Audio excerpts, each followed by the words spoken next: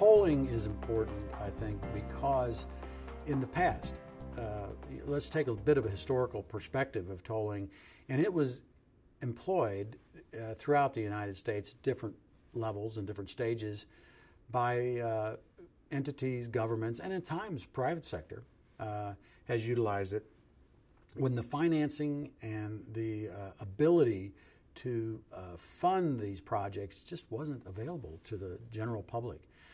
Public agencies have struggled for years with finding enough money for infrastructure in growing communities.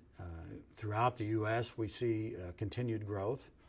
And I think what's happened over the last 50 years has been a slow migration of tolling from a sort of a last effort to get something done to now it's more of on the forefront, because literally tolling has in the last, what we've seen in the last 10 years, and I've seen this in Central Texas, where we've taken facilities that had a 20-year potential for being ramped up and built, cut to 4 or 5 years.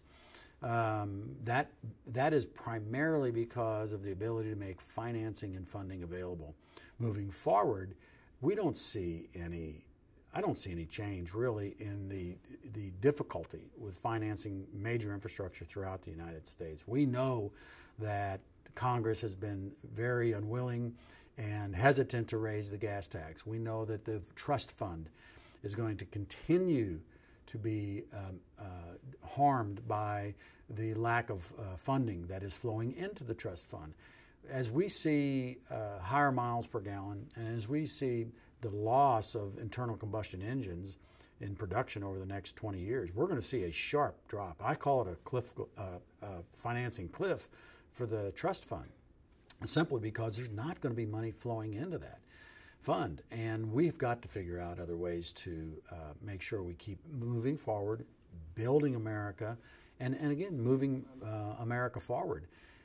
Tolling is one way to do that, and it's not about just the revenue. It's more about mobility and what the customer needs.